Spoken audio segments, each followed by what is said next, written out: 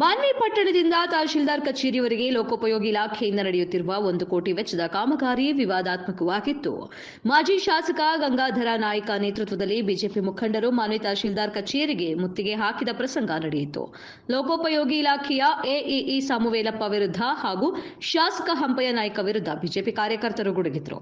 ಒಟ್ಟಾರೆಯಾಗಿ ನೋಡಿದರೆ ಮಾನ್ವಿ ಪಟ್ಟಣದ ಬಸವ ವೃತ್ತದಿಂದ ನಡೆಯುತ್ತಿರುವ ಕಾಮಗಾರಿ ಕಾಂಗ್ರೆಸ್ ಹಾಗೂ ಬಿಜೆಪಿ ಮುಖಂಡರ ನಡುವೆ ಜಿದ್ದಾಜಿದ್ದಿ ಪೈಪೋಟಿ ನಡುವೆ ಕಾಮಗಾರಿ ನಡೆಯುತ್ತಿದೆ.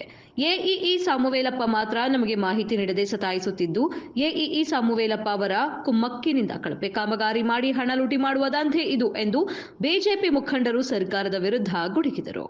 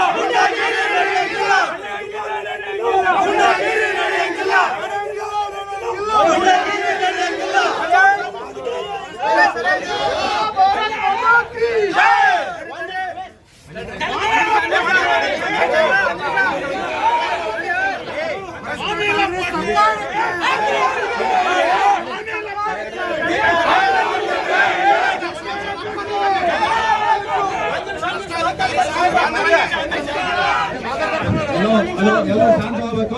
ಈಗ ನಮ್ಮ ನಾಯಕರಾಗಿರ್ತಕ್ಕಂಥ ಬಂದು ನೀವು ಇಲ್ಲಿ ಗುಂಡಾಗಿರಿ ಮಾಡ್ತಾನೆ, ಇಲ್ಲಿ ನೀವು ಕಾನೂನು ಕೇಳ್ತಾನೆ, ಇಲ್ಲಿ ನೀವು ರೂಲ್ಸ್ಗಳು ಕೇಳ್ತಾನೆ, ಮಾನವಿ ನಮ್ಮದು ಸುಳೆ ಮಕ್ಕಳ ನಿಮ್ಗೆ ಹಳ್ಳಿಯಿಂದ ಮಾನವಿ ಬರ್ಲಾರ್ದಂಗೆ ಮಾಡ್ತೀವಿ ಅಂತೇಳಿ ರಸೂಲ್ ಎಂಬ ಒಬ್ಬ ಕಾಂಗ್ರೆಸ್ ಕಾರ್ಯಕರ್ತ ಹಾಗೂ ಸತ್ತಾರ್ ಬಂಗ್ಲೇವಾಲ್ ಎಂಬವರು ಇಬ್ಬರು ಏಕಾಏಕಿ ಹುಡುಗರನ್ನ ಫೋನ್ ಮಾಡಿ ಕರೆಸುವಂತ ಕೆಲಸ ಇವತ್ತು ನಮ್ಮ ತಲ್ಲಿ ವಿಡಿಯೋಗಳ ಸಮೇತ ವಿತ್ ರೆಕಾರ್ಡಿಂಗ್ ಸಮೇತ ನಮ್ಮ ತಲ್ಲಿದೆ. ಇಷ್ಟಾದ್ರೂ ಕೂಡ ಯಾವುದೇ ಪೊಲೀಸ್ ಇಲಾಖೆಗಳು ಅವ್ರ ಮೇಲೆ ಇದುವರೆಗೆ ಕಾನೂನು ತೆಗೆದುಕೊಂಡಿಲ್ಲ. ಇದೆಂತ ಕಾನೂನು? ಒಬ್ರಿಗೊಂದು ಕಾನೂನು ಹೆಂಗಿದೆವು? ಇದೇ ರೀತಿ ನಾವೇನಿದ್ರು ಸುಮ್ಮನೆ ಇರ್ತಿದ್ರ ಅಂದ್ರೆ ಯಾರು ನಡೀತಿದ ಅವ್ರದೇನೆ, ಬೇರೆಯವರಿಗೆ ನ್ಯಾಯ ಕೊಡಂಗಿಲ್ಲ. ಇಲ್ಲಿ ಯಾಕೆ ಇವತ್ತು ಹಳ್ಳಿ ಜನ ಮಾನವಿಯಲ್ಲಿ ಬರಬಾರ್ದ? ಹಳ್ಳಿ ಜನ ಮಾನವ ಬಂದು ವ್ಯಾಪಾರಗಳು ಮಾಡಬಾರ್ದ? ಯಾಕೆ ಹಳ್ಳಿ ಜನಗಳಲ್ಲಿ ಇವತ್ತು ಯಾವುದೊಂದು ತಾಲೂಕ್ ಜಾತ್ರೆ ತಗೊಂಡು ಸಂಘಟನೆ ಜಾತ್ರೆಗಳು ತಗೊಂಡು ಇವತ್ತು ಆ ರಸ್ತೆ ನಮ್ಮ ಅಪ್ಪನ ಮನೆಗೆ ಆಗ್ತಿರ್ಲಿಲ್ಲ ರೋಡು ಎಲ್ಲ ಮಾನವರಿಗೆ ಒಳ್ಳೆಯವರಿಗೆ ಸಿಟಿಯವರಿಗೆಲ್ಲ ಓಡಾಡೋದು. ನಾವು ಕೇಳಿದ್ದೇನು ತಪ್ಪಲ್ಲಿ? ಏಕಾಏಕಿ ಒಬ್ಬ ಬಿಜೆಪಿ ರಾಜ್ಯ ಕಾರ್ಯದರ್ಶಿ ಆದಂತ ಅಯ್ಯಪ್ಪ ಅವ್ರ ಮೈ ಮೇಲೆ ನಿಂದೇನಲ್ಲೇ ಸುಳೆ ಮಗನಿಂದ ಕಲಾಸ್ ಮಾಡ್ಕೊಂಬ ಲೆವೆಲ್ದಲ್ಲಿ ಹೇಳಿಕೆ ಕೊಡ್ತಾರೆ ಒಬ್ಬ ಪೊಲೀಸರ ಎದುರಿಗೇನೆ. ಅಂದ್ರೆ ಇಲ್ಲಿ ಯಾರಿಗೆ ಭಯ ಐತೆ ಅವ್ರದ್ದು ಅಂತ ನಾನು ಇವತ್ತು ಪ್ರಶ್ನೆ ಕೇಳ್ತಿದ್ದೀನಿ. ನಾನು ರಸೂಲ್ ಅವ್ರಿಗೆ ಹೇಳ್ತಿದ್ದೀನಿ, ನೀವೇನು ಹಳ್ಳಿಗೆ ಸವಾಲು ಹಾಕಿರಲ್ಲ, ಇದೇ 30ನೇ ತಾರೀಕೊಳಗೆ ಹಳ್ಳಿಗೆ ಪ್ರಚಾರ ಮಾಡಿ ಮಾನವಿಯಲ್ಲಿ ದೊಡ್ಡ ಮಟ್ಟದ ಹಳ್ಳಿ ಜನ ಏನಂತ ಶಕ್ತಿ ತೋರಿಸುವಂತ ಕಾರ್ಯಕ್ರಮಗಳು ಮಾಡಕತ್ತೀವಿ. ರಸೂಲ್ ಅವ್ರೆ ನೆನಪಿಟ್ಟಾರಿ. ಆಮೇಲೆ ಮಾನವಿ ಅವ್ರು ಯಾರಾದ್ರೂ ಇನ್ನೊಂದ್ಸರಿ ಹಳ್ಳಿ ಜನ ಬಗ್ಗೆ ಬಹಳ ಹಗುರವಾಗಿ ಮಾತಾಡಿದ್ರೆ ಜೀವತ್ ಕಳ್ಕೊಂಬ ಕೂಡ ರೆಡಿ ಇದೀವಿ ನಾವು. ಇದನ್ನ ತಾವೆಲ್ಲರೂ ಅರ್ಥ ಮಾಡ್ಕೋಬೇಕು. ಹಳ್ಳಿ ಜನ ಬಹಳ ಮುಕ್ತರು. ಅವ್ರು ಬಂದು ಅವ್ರ ವ್ಯಾಪಾರ ಅವ್ರ ಕೆಲಸ ಏನೋ ಅವ್ರು ಮಾಡ್ಕೊಂಡು ಹೋಗ್ತಾರ. ಬಟ್ ಅವ್ರಿಗೆ ಏನಾದ್ರು ಕೆಟ್ಟದ ಅನಿಸಿದಾಗ ಅವ್ರು ಕೇಳ್ತಕ್ಕಂಥ ಧೈರ್ಯ ನಮ್ಮ ಹಳ್ಳಿ ಜನರಲ್ಲಿ ಇದೆ. ಆದ್ರೆ ಹಳ್ಳಿ ಜನಕ್ಕೆ ನೀವು ಏಕಾಏಕಿ ಸುಳೆ ಮಕ್ಕಳಂತ ಕರ್ತೀರಿ. ಏನು ಹಳ್ಳಿ ಜನ ನಿಮ್ಗೆ ಮಾಡ್ತಕ್ಕಂಥ ತಪ್ಪಂತದಾದ್ರೆ ಏನು? ಯಾಕೆ ನೀವು ಹಳ್ಳಿ ಜನರನ್ನ ಆ ಥರ ಬಾಯಿ ಎತ್ತಿ ಬೈತೀರಿ? ಯಾವುದೊಂದು ವ್ಯಾಪಾರಸ್ಥರು ಬಂದ್ಬಿಟ್ರೆ ಏನೋ ಒಂದು ಸಣ್ಣ ಮಾತಾದ್ರೆ ಹಳ್ಳಿಲಿಂದ ಬಂದು ಇಲ್ಲಿ ತಿಮ್ಮಕ್ ಮಾಡ್ತಾರೆ ಅಂತ ಕೇಳ್ತೀರಿ. ಯಾರು ಮಾನಿನ ಕೊಂಡಿಲ್ಲ, ಯಾರ ಅಪ್ಪಂದು ಮಾನಿವಲ್ಲ, ಮಾನಿ ನಮ್ಮದು, ಮಾನಿ ನಮ್ಮೆಲ್ಲರದು. ನಾವು ಇದೇ ತಿಂಗಳ 30ನೇ ತಾರೀಕಿಗೆ ದೊಡ್ಡ ಮಟ್ಟದಲ್ಲಿ ಇಡೀ ಹಳ್ಳಿ ಜನನ ಕರೆಸಿ ರಸೂಲ್ ಅವರಿಗೆ ಓಪನ್ ಆಗಿ ಅವರು ಒಂದು ಕ್ಷಮೆ ಕೇಳಬೇಕು. ಹಳ್ಳಿ ಜನರಿಗೆ ನಾನು ಬೈದಿದ್ದು ತಪ್ಪಾಗಿದೆ ಅಂತ ಕ್ಷಮೆ ಕೇಳಬೇಕು. ಇಲ್ಲಾದ್ರೆ ಇದೇ ತಿಂಗಳ 30ನೇ ತಾರೀಕೊಳಗೆ ಹಳ್ಳಿಗೆ ನಾವೇ ಸ್ವಂತ ಸಂಘಟನೆಯವರೆಲ್ಲ ತಿರುಗಾಡಿ ಹಳ್ಳಿಯವರ ಶಕ್ತಿ ಏನಂತ ತೋರಿಸುವಂತ ಕೆಲಸ ಇದೇ ತಿಂಗಳ 30ನೇ ತಾರೀಕಿಗೆ ಮಾಡ್ತು ಅಂತೇಳಿ ನಾನು ನೇರವಾಗಿ ಹೇಳಕತ್ತೀನಿ. ಯಾಕಪ್ಪ ಅಂದ್ರೆ ನಾ ಕೇಳಿದಂತ ತಪ್ಪಾದ್ರೆ ಏನು ಸಾಹೇಬ್ರೆ, ಅದ್ರಲ್ಲಿ SCB TSP ಅಮೌಂಟ್ ಇದೆ. ಆ SCB TSP ಅಮೌಂಟ್ ಇದ್ದವ್ರನ್ನ ಇವತ್ತು ಎಷ್ಟೋ ವಾರ್ಡ್ಗಳಲ್ಲಿ ಸರಿಯಾಗಿ ರಸ್ತೆಗಳಿಲ್ಲ, ನೀರಿಲ್ಲ, ಚರಂಡಿಗಳಿಲ್ಲ. ಸ್ವಾಮಿ, ಇದೇ ನಮ್ಮ ಕಡಿಗುಡ್ ರಸ್ತೆನ ಇವತ್ತು ಮಳೆಗಾಲ ಬಂದಾಗ ನಿಮಗೆಲ್ಲ ಸಸಿ ನೀಡುವ ಮುಖಾಂತರ ಜನ ನಿಮಗೆ ಈ ರಸ್ತೆಯನ್ನು ಮಾಡಿಕೊಡ ಅಂತ ಕೇಳ್ಕೊಂಡ್ರು. ಅಂತ ಒಂದು ರಸ್ತೆಯನ್ನು ಮಾಡಿಕೊಡ್ಲಾರ್ದೆ ಇವತ್ತು ಆ ರಸ್ತೆಗೆ ಏನಾಗಿಲ್ಲ, ನಿಮಗೆ ಯಾರು ರಸ್ತೆ ಮಾಡಿಕೊಡುವಂತ ಮನವಿ ಕೂಡ ಕೊಟ್ಟಿಲ್ಲ, ನಿಮ್ಮ ಹತ್ರ ಯಾರು ಕೇಳಿಕೊಂಡಿಲ್ಲ. ನೀವು ನಿಮ್ಮ ಕಾರ್ಯಕರ್ತರಿಗೆ ಒಳ್ಳೇದಾಗಲಿ, ಮಾನವೀಯಲಿದ್ದವನು ಯಾವನ್ ಹೆಂಗಾದ್ರೆ ಹಾಳಾಗಲಿ. ನಾನು ಒಂದು ಮಾತು ಕೇಳ್ತೇನೆ, ಅಂಪೈ ಸೌಕರ್ಯ ನೇರವಾಗಿ, ಯಾಕೆ ಹಳ್ಳಿ ಜನ ನಿಮಗೆ ಓಟ್ ಹಾಕಿಲ್ಲ? ಯಾಕೆ ಮಾನವೀಯ ರಸೂಲ್ ಕುಟುಂಬಸ್ಥರು ನಿಮಗೆ ಓಟ್ ಹಾಕ್ಯದ? ಬೋಸರಾಜ್ ಅವರಿಗೆ ನಮ್ಮ ನಾಯಕರ ಸಮಾಜ, ಬೋವಿ ಸಮಾಜ, ಲಮಣಿ ಸಮಾಜ, ಮಾದಿಗಿ ಸಮಾಜ, ಲಿಂಗಾಯತರ ಸಮಾಜ, ಇಂದ ಬೇಕಾದ ಸಮಾಜಗಳು ನಿಮ್ಗೆ ಓಟ್ ಹಾಕಿಲ್ಲ ಅಂತ ಸರ್ ನಾವು ಕೇಳ್ತಾರೆ ನಿಮಗೆ ನೇರವಾಗಿ. ಓಪನ್ ಆಗಿ ಹಳ್ಳಿ ಸುಳ ಮಕ್ಕಳು ಅಂತಾರಂದ್ರೆ ಅವ್ರ ಮೇಲೆ ಇದುವರೆಗೆ 3 ದಿನ ಆಯ್ತು ವಿತ್ತು ಒಬ್ಬ ಚಲವಾದಿ ಸಮಾಜದ ಒಬ್ಬ ವಕೀಲರು, ಅಲ್ಲಪ್ಪ ನಾನು ಒಳಗೆ ಹೋಗ್ತೀನಿ, ಒಳಗೋಗಿ ಮಾತಾಡ್ತಂತಂದ್ರೆ ಒಳಗೆ ಬರಕ್ ಚಾನ್ಸ್ ಇಲ್ಲ ಅಂತೇಳಿ ನೀವೆಲ್ಲರೂ ಸಮಾಜ ಅಂತೇಳಿ ನೋಡಿರ್ಬೋದು. ನೇರವಾಗಿ ಅವ್ರಿಗೆ ಕಾಲ್ ಅಡ್ಡ ಇಡ್ತಾರ. ಇದರಲ್ಲಿ ವಿಡಿಯೋ ಇದೆ ನಿಮ್ಮ ಹತ್ರ. ಒಳಗೆ ಬಂದು ನೋಡಿ ನಿಂತು ಹಾಕತ್ತಿದ್ರು ಅಂತ ಚಾಲೆಂಜ್ ಆಗ್ತಾರ ಒಬ್ಬ ಅಡ್ವೊಕೇಟ್ ರಾಯಪ್ಪ ಅವರಿಗೆ. ಅಂದ್ರೆ ಒಬ್ಬ ಅಡ್ವೊಕೇಟ್ಗಳಿಗೆ ಇಲ್ಲಿ ನೇರವಾಗಿ ಬ್ಯಾರಿಕೇಡ್ ಕಾಲಿಟ್ಟು ನಿಂತು ಹಾಕ ತಮ್ಮಿದ್ರೆ ಒಳಗ್ ಬಾ ಅಂತೇಳಿ ಚಾಲೆಂಜ್ ಮಾಡ್ತಾರೆ. ಅಂದ್ರೆ ಸಾಮಾನ್ಯ ಜನರ ಪರಿಸ್ಥಿತಿ ಏನಂತೇಳಿ ತಾವೆಲ್ಲ ಅರ್ಥ ಮಾಡ್ಕೋಬೇಕು.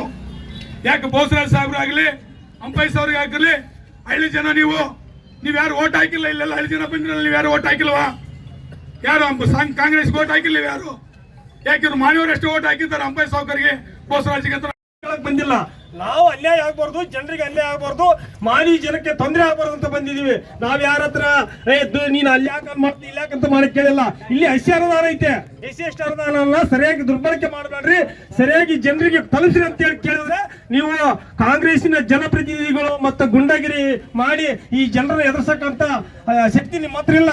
ಯಾವಾಗ ನಮ್ಮ ಮಾನವಿ ಜನತೆಗೆ, ಸಾಮಾನ್ಯ ಜನತೆಗೆ ನಿಮ್ಮ ಗುಂಡಾಗಿರಿ, ದಾದಾಗಿರಿ, ನಿಮ್ಮ ಅನ್ಯಾಯ ಅಕ್ರಮ ತಿಳಿದ ಅವತ್ತು ನಿಮ್ಮ ಅಹಂಕಾರ ದರ್ಪ ಮಣ್ಣಾಗ ಮುಚ್ಚೋಗ್ತ ಅಂತ ಹೇಳಿ ಈ ಸಂದರ್ಭದಲ್ಲಿ ಹೇಳಕ್ ಇಷ್ಟಪಡ್ತೀವಿ. ನಾವು ಸುಮ್ನೆ ಕುಂದ್ರಂಗಿಲ್ಲ. ಇವತ್ತು ನಮ್ಮ ಸಾಮಾನ್ಯ ಜನರಿಗೆ, ಹಳ್ಳಿ ಜನರಿಗೆ ನಿಮ್ಮ ಅನ್ಯಾಯ ಅಕ್ರಮವನ್ನು ತಿಳಿಸ್ತೀವಿ. ಯಾವಾಗ ನಮ್ಮ ಸಾಮಾನ್ಯ ಜನರಿಗೆ ನಿಮ್ಮ ಅನ್ಯಾಯ ಅಕ್ರಮ ಬಯಲಿಗೆ ಗೊತ್ತಾಗ್ತಾ ಅವತ್ತು ನಿಮ್ಮ ಅಹಂಕಾರ, ಸೊಕ್ಕು, ದರ್ಪ ಎಲ್ಲ ಸಮಾಜ ಆಗ್ತದ. ಅದ ಕಾಲ ಬಂದೇ ಬರ್ತದ ಅಂತೇಳಿ ಈ ಸಂದರ್ಭದಲ್ಲಿ ಹೇಳಕ್ ಇಷ್ಟಪಡ್ತೀವಿ.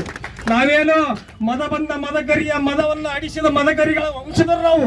ಯಾವ ಇಂಥ ಗುಂಡಾಗಿರಿ, ದಾದಾಗಿರಿಗೆ ಅಂಜಿಲ್ಲ, ದಂಡಿಗೆ ಅಂಜಿಲ್ಲ, ದಾಳಿಗೆ ಅಂಜಿಲ್ಲ. ನಿಮ್ಮಂತ ಗುಂಡಾಗಿರಿಗೆ ಅಂಜ್ತೀವಿ ನಾವು. ನಾವೇನು ಬಳೆ ತೊಡಗಿಲ್ಲ. ದಯವಿಟ್ಟು ನಾವು ಅನ್ಯಾಯ ಕೇಳಿದೀವಿ, ಅನ್ಯಾಯ ಆಗ್ಬಾರ್ದು ಅಂತ ಹೇಳಿದೀವಿ, ಅನುದಾನ ದುರ್ಬಳಕೆ ಆಗಬಾರ್ದು ಅಂತ ಹೇಳಿವಿ. ಇವತ್ತು ನೀವು ಜನ ಹಳ್ಳಿ ಜನರಿಂದ ಓಟ್ ಹಾಕಿ ಇವತ್ತು ಹಳ್ಳಿ ಜನರಿಗೆ ಕಿರಿಕಿರಿ ಕೊಡ್ತೀರಾ? ಒಂದು ಎಲ್ಲ ವ್ಯಾಪಾರ ವಹಿವಾಟು ನೀವೇ ಮಾಡ್ತೀರಿ. ನಾವೇನ ನಿಮ್ಮ ಹತ್ರ ಬಿಟ್ರೆ ನೀವೆಲ್ಲ ಭಿಕ್ಷೆ ಬೇಡೋ ಪರಿಸ್ಥಿತಿ ಬರ್ತದ ಬಂಧುಗಳೇ. ದಯವಿಟ್ಟು ಇವತ್ತು ಅನ್ಯಾಯ ಜನಪ್ರತಿನಿಧಿಗಳಾಗ್ಲಿ, ಅಧಿಕಾರಿಗಳಾಗ್ಲಿ ಇಂಥ ಅನ್ಯಾಯ ಆಗ್ಲಿಕ್ಕೆ ಅವಕಾಶ ಕೊಡಬಾರ್ದು.